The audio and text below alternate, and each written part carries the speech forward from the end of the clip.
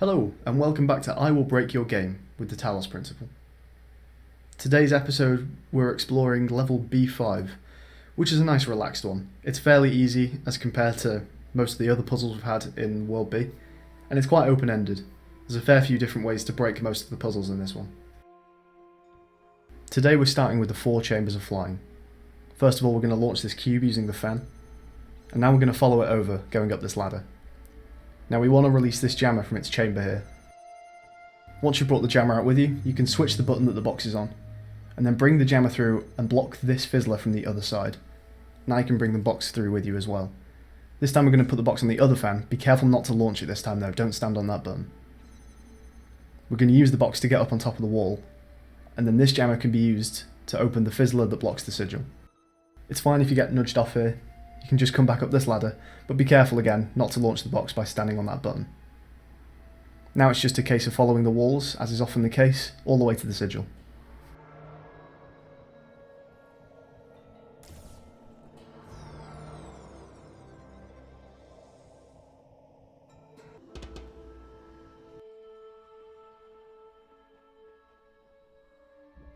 The second sigil is almost as quick and easy as the first.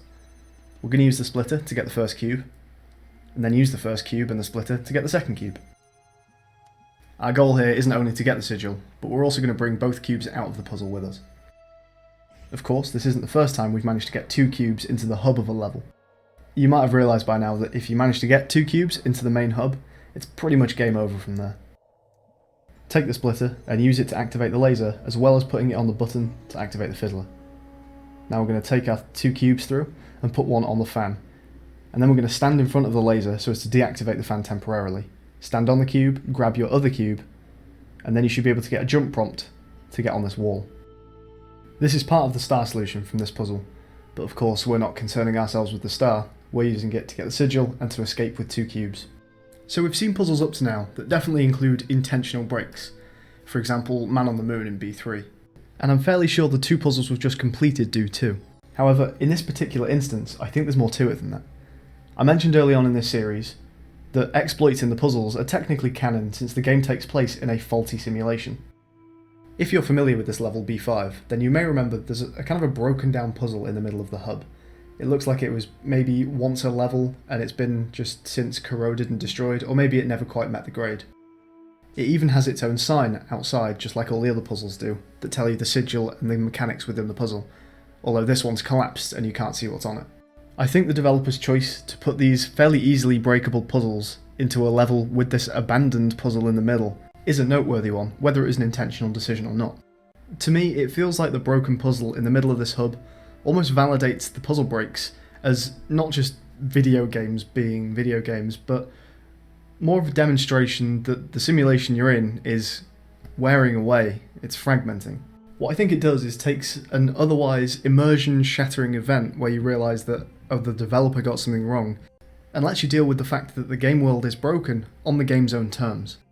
To return to the puzzle solutions for a while, if you stack these 2 cubes where I have here, they're just about high enough that you can jump onto them and then get onto this wall, and this allows you to bring in a cube to this puzzle. Technically this isn't necessary, you can do this puzzle without bringing in a further cube, but it does make things easier.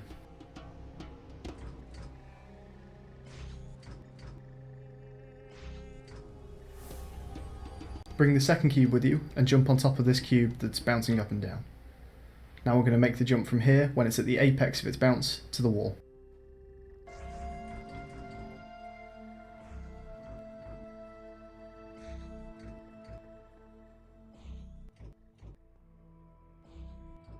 Now here we're going to use the same tactic that we had back in level B3, where we put a cube on top of a wall but with a slight offset so that we can jump to the wall behind a pillar. And then again we can come back to that pillar and just edge our way around so that we can see and grab the cube.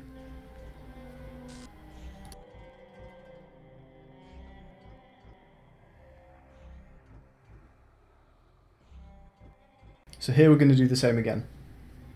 And just like last episode, we're going to use the active fizzler as a platform. And what's cool is that if you put it exactly central, you can even put cubes on top of fizzlers.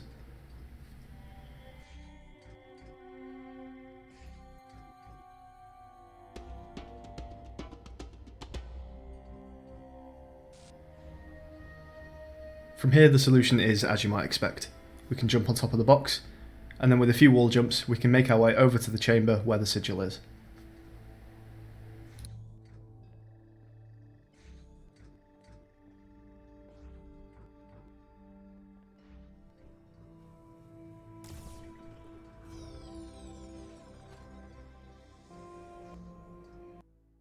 So I made mention of this broken down puzzle in the middle of the hub of this level. Throughout the game, Talos has made references to the fact that this world is breaking and crumbling, but I think this time is the first time it's also made reference that the world is abandoned. The broken down puzzle really starts to drive home the sense of abandonment, which by extension is hinting at why this world is crumbling and breaking. There is something of an issue with trying to deliver the sense of abandonment, however, and that's the fact that so far in the game, you've heard quite often from this guiding voice of Elohim.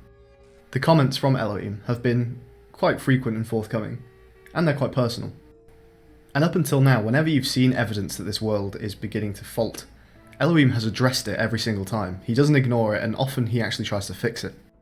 On this particular occasion though, the broken level does actually go unacknowledged by Elohim.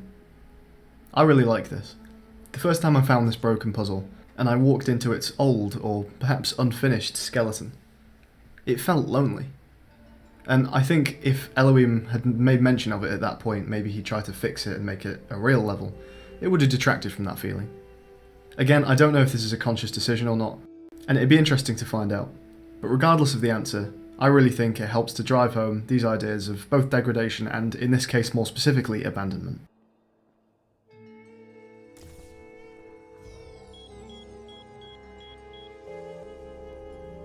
On the subject of this abandoned level, I was reading an article on Kotaku.com a few days ago regarding a secret level in Serious Sam, which is an earlier Croteam game. This level began its life originally intended for the main part of the game. Unfortunately, it just wasn't quite up to scratch. Kotaku have a quote from the design lead of that game, Roman Riberich, where he talks about what he told his level designers. And I quote, "I told them I don't like throwing things out, and I would see what I could do to at least have it as a secret level." With that in mind, I have a suspicion that this broken down puzzle in the middle of this hub may actually be kind of a meta-level Easter egg.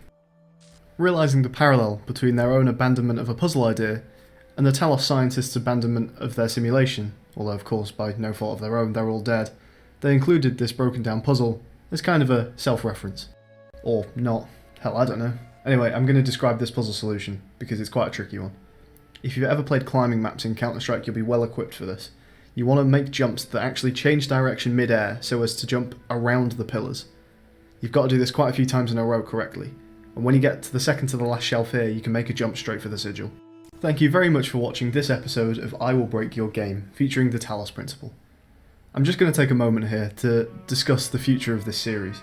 So we're approaching World C. As I've said, I have almost no experience breaking this outside my first ever run of Talos.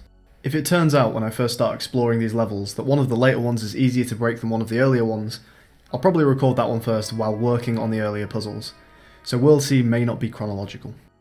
There are also a few one-off episodes I wouldn't mind doing. Firstly, in episode 10 I challenged people to try and get a box out of a particular puzzle, and quite quickly I got a response to someone who's managed it, so very well done to them. I've got a link to their video in the description below, so I wouldn't mind returning to that puzzle and doing kind of an episode 10.5. I may also upload myself trying to break World C and kind of do a video on the thought process that goes into breaking these puzzles. And finally, I want to apologise for talking over this fantastic piece of music, but after I recorded the outro it occurred to me I may get flagged for content. Again, thank you for watching this episode featuring Talos and Pink Floyd. See you next time.